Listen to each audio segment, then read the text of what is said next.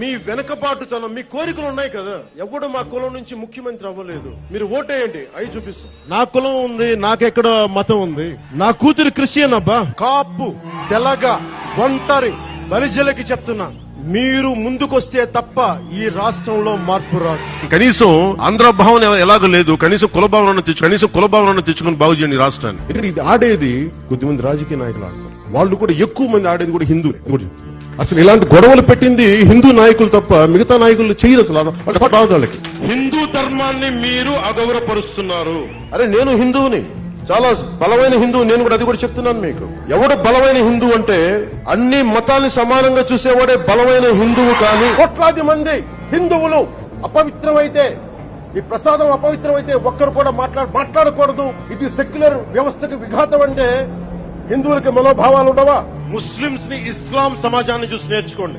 వాళ్ళ అల్లా అంటే ఆగిపోతారు. మనం గోవింద అన్నం ఆగం.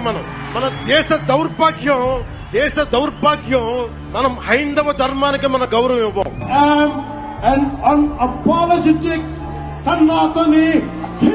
తమిళ భాష మీద ఒక మాట మాట్లాడితే మొత్తం దేశం అందువల్ల తమిళనాడు అంతా ఒకటి ఏకమైంది. కమల్ హాసన్ దగ్గర నుంచి, స్టాలిన్ దగ్గర నుంచి ఇంతమంది ఒకేసారి ఏకగళం అయింది.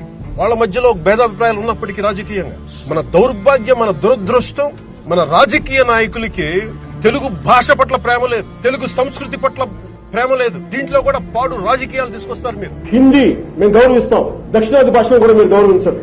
మేము కోరుకుంటున్నాం. అది కేవలం ఓట్లకే దక్షిణాది వారా, మిగతా వాటికి కాదా? ఆత్మగౌరవం లేదా మాకు?